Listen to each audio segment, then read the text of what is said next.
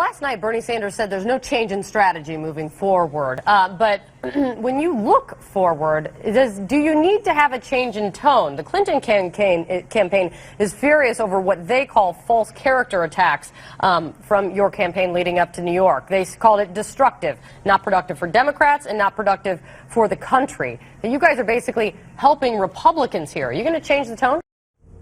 There they go. There they go, doing the dirty work of Hillary Clinton. If they're not protecting her, they're on the offense in favor of her. Joining us on Malzberg's Media Madness on this Thursday is Tim Graham, Director of Media Analysis at the Media Research Center and Executive Editor of Newsbusters.org. Hello, Tim. Hello. So we talked about it last week. Now we're talking about it this week. And, of course, Berman there, John Berman, her co-host, went on to say again, sounds like you're saying there will be no change in tone. I don't know. I started documenting and keeping a log of all the attacks on people who dare criticize Hillary or their defense of Hillary. There is nothing wrong for a journalist to say, Hillary's camp says you're hurting the party. You know, that is what she's saying.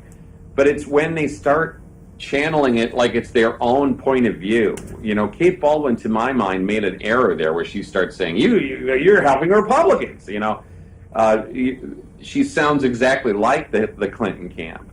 And, you know, CNN doesn't do this to say, you know, you Republicans should stop attacking each other. It's not good for the country. Right. I mean, they don't do that. So, I mean, it is one of those things that, again, reminds us that CNN, like the other networks, is a hive of Democrats. Yeah, well, yeah, that's a good way to put it. A hive of Democrats. All right.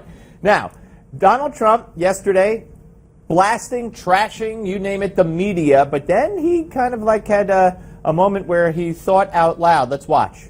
Do we like the media? Do we hate the media? Okay, now I don't hate anybody. I love the media. They're wonderful. But, hey, I guess we wouldn't be here maybe if it wasn't for the media, so maybe we shouldn't be complaining, right? Well, you know, it's hard to have it both ways, but how right is he when it comes to, I mean, I heard he spent 13 cents a vote, it came to, for the New York votes that he got. He has done virtually no media buys and spent, you know, when it comes to the media, virtually no money. It doesn't matter what you measure. You know, we have measured here at the Media Research Center the network evening news coverage, which he's utterly dominated since last summer. And just recently, we studied a month of cable news in prime time, and you find the same thing. Trump absolutely dominates. So whether it's CBS, ABC, and NBC, whether it's Fox, CNN, and MSNBC, Trump dominates. Trump gets the majority of the airtime.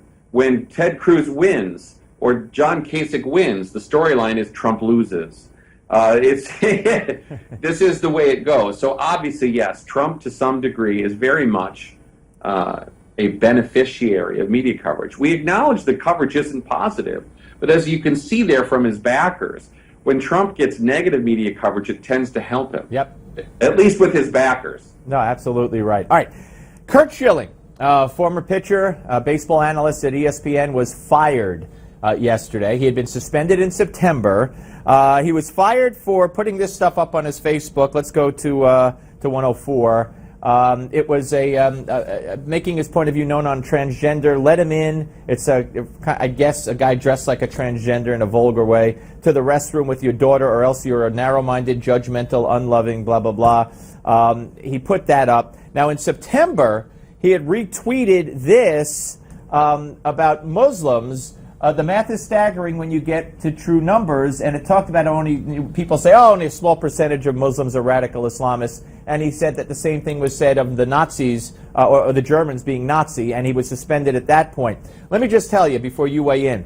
You know, Mike Lupica, here in New York, a legendary New York Daily News sports columnist who also gets page one when he wants to trash Republicans or conservatives. He was on ESPN radio here in New York for a number of years until recently they let him go. So if you're a left-wing politician, left-wing politically, you could do sports on ESPN, or you could do sports anywhere. I was doing weekend sports many years ago on Channel 7, ABC here in New York, and a small little group of people got together and demanded I'm a conservative, get rid of him, and they got rid of me in a bat of an eye. Rush Limbaugh tried to buy an NFL team, didn't work out. Talk about the firing of Curt and the hypocrisy here.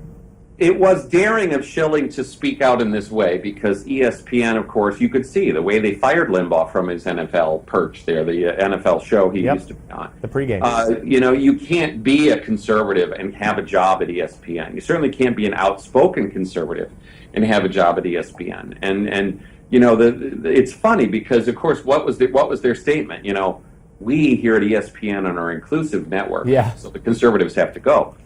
And that's where you've seen this over and over again, is that if you go on a show like Mike and Mike and you talk, elaborately about Caitlyn Jenner and how wonderful Caitlyn Jenner is, that's okay. Yep. That's inclusive. Yep.